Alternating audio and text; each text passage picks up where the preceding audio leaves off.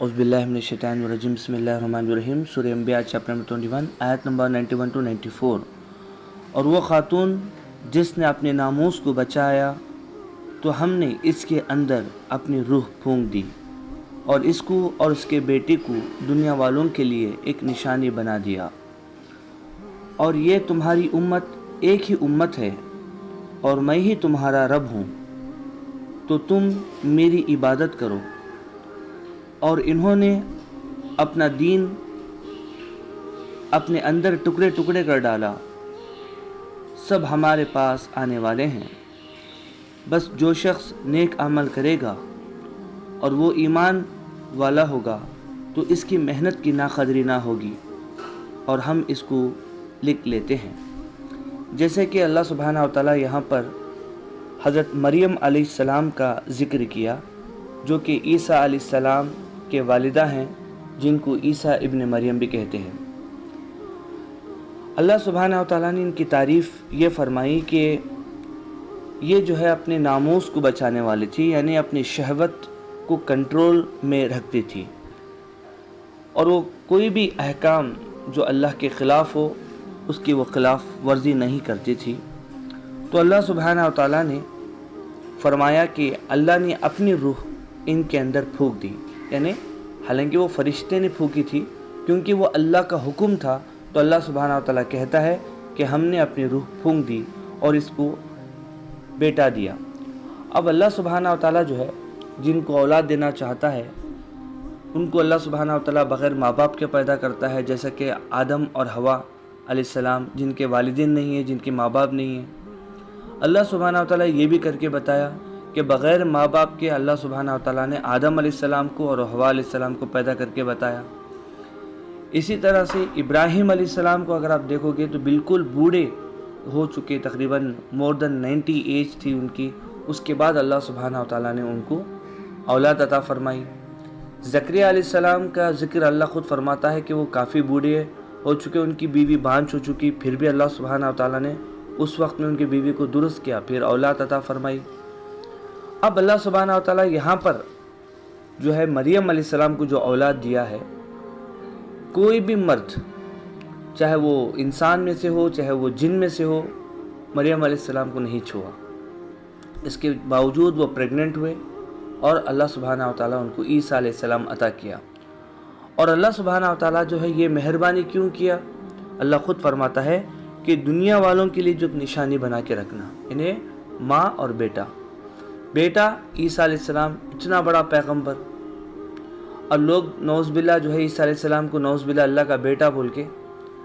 لوگ شرک کر رہے ہیں، مگر عیسیٰ علیہ السلام بھی تمام پیغمبروں کی طرح ایک پیغمبر تھے، مگر اللہ سبحانہ وتعالی نے ایک معجزانہ طور پر عیسیٰ علیہ السلام کو پیدا کیا تاکہ خود عیسیٰ علیہ السلام کے ذریعے سے یہودیوں کو جو ہے فائدہ پہنچے، ایمان لے کے آئے۔ اسی طرح سے جو ہے آج بھی اگر کوئی بھی لوگ چاہے مرد میں سے ہو یا عورتوں میں سے ہو اپنے شہوت کو کنٹرول کرتے ہیں تو اللہ سبحانہ وتعالی کی نعمتیں اور برکتیں اللہ سبحانہ وتعالی ان کو عطا فرمائے گا۔ اللہ آگے فرماتا ہے اور یہ تمہاری امت ایک ہی امت ہے اور میں ہی تمہارا رب ہوں، تو تم میری عبادت کرو۔ ابھی دنیا کے اندر آپ جو بھی دیکھیں گے، جتنے بھی لوگ ہیں، کیا سمجھتے ہیں کہ سب کا خدا الگ ہے؟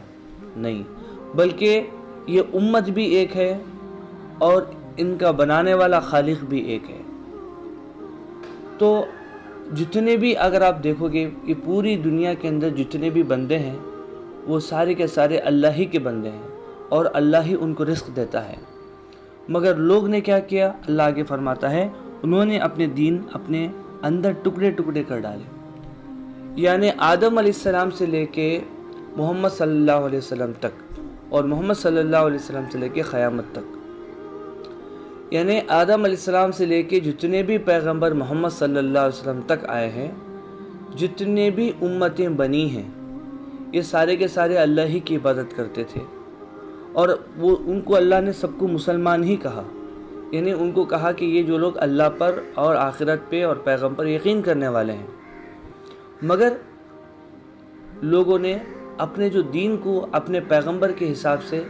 الگ الگ کر لیا، اور الگ الگ انہوں نے ڈویژن جو ہے بنا کے اپنا ایک مذہب بنا لیا. جیسا کہ اللہ خود فرماتا ہے یہاں پر،